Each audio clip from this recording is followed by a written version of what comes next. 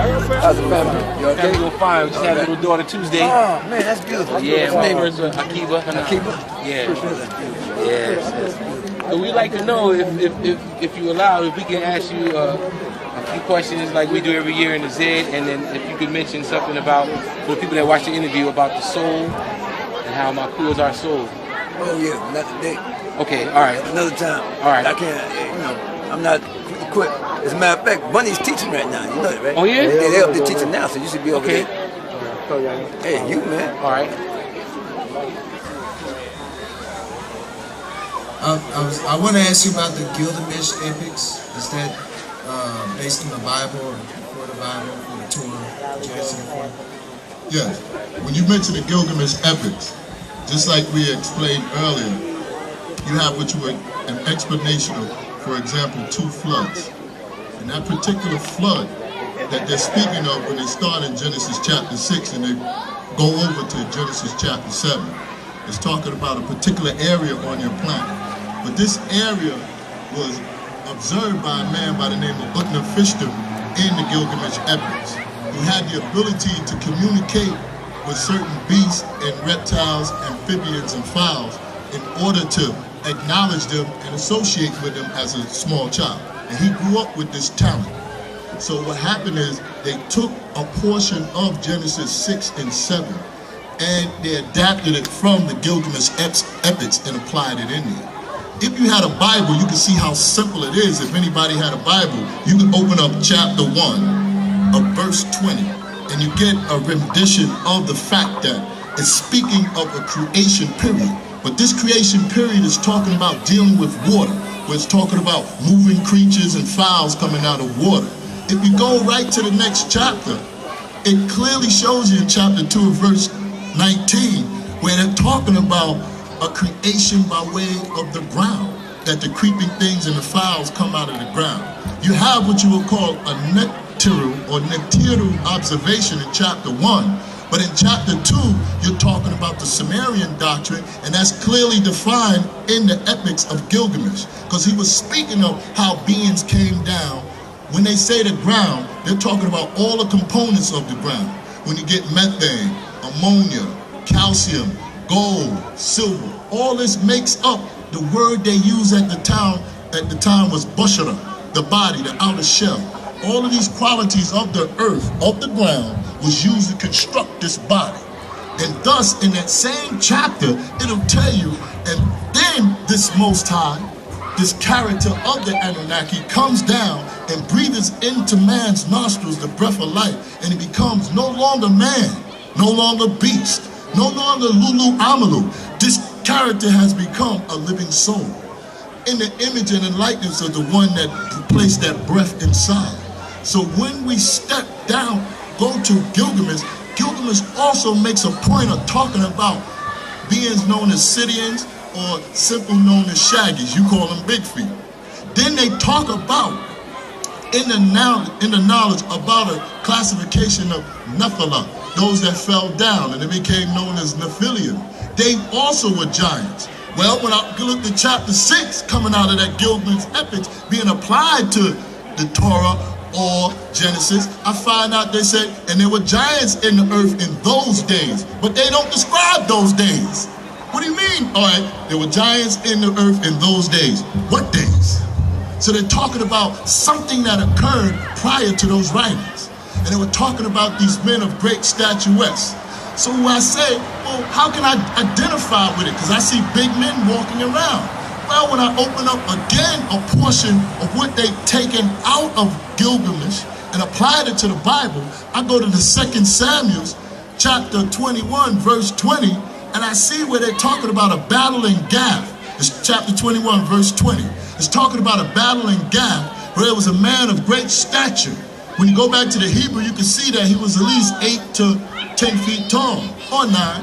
And he had on each finger 6 on each hand, 6 fingers on each hand and 6 toes on each foot.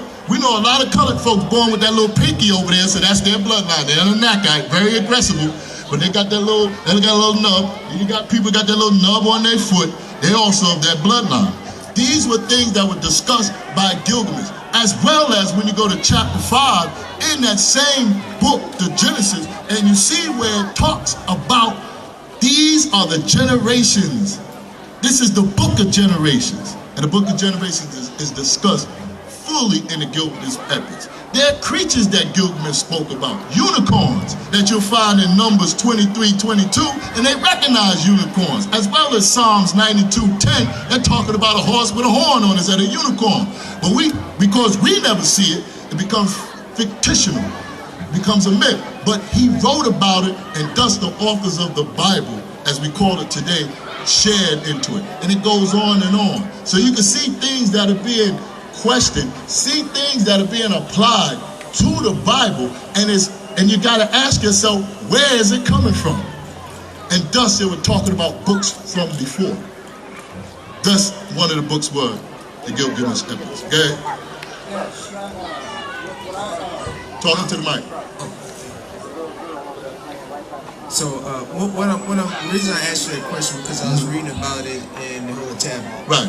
So, do I find that whole information on the tablet? When you go to, you got your Holy Tablets with you? I got a Holy Tablet right here. It's not Well, after we finish, I'll show you exactly where, speaking of all the books that are mentioned, from the Gilgamesh Epics, the Etana Records, the Book of Destiny, the Book of Nergal and Aristogal, all of those are listed, and they're predating the Bible.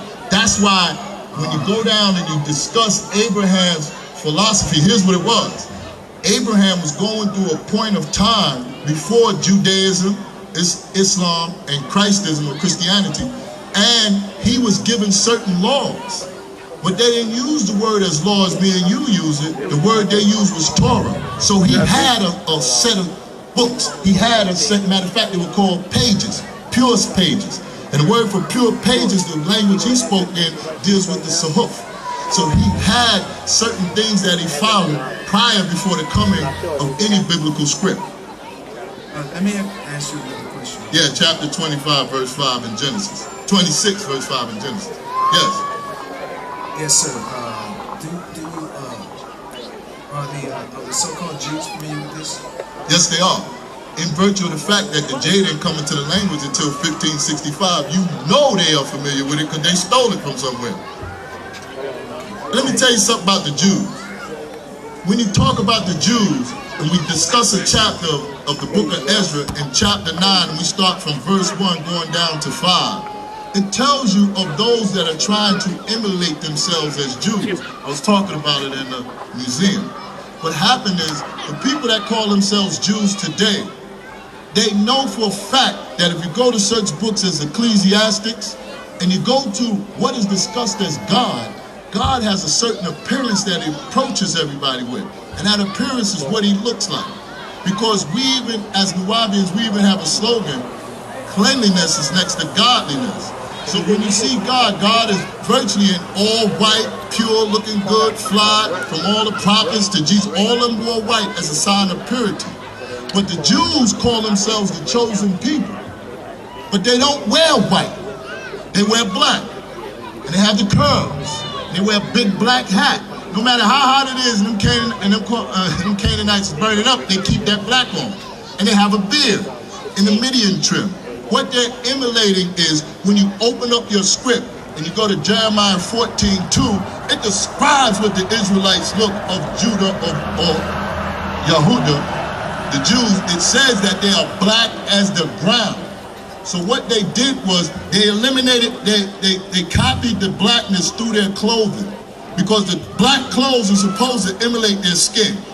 Then they have the twist, because they know there are no J's in Hebrew, and they're saying that they're following after the father of Abraham, who got verbatim most of his knowledge through two places.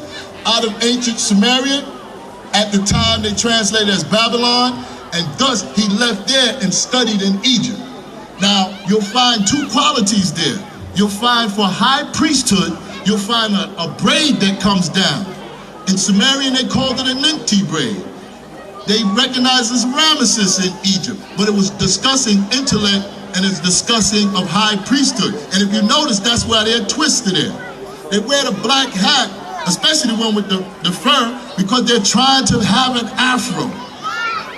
So basically, those Jews are emulating you. That's why the discussion in Revelation goes as this. I know the blasphemy of those people who are trying to be Judah, because remember there were no Jews in them days. I know the blasphemy of those that are trying to be Judah and are not, but are the synagogue of Satan. And if you look at all Satanic, they will wear all black and stuff. All right? Okay.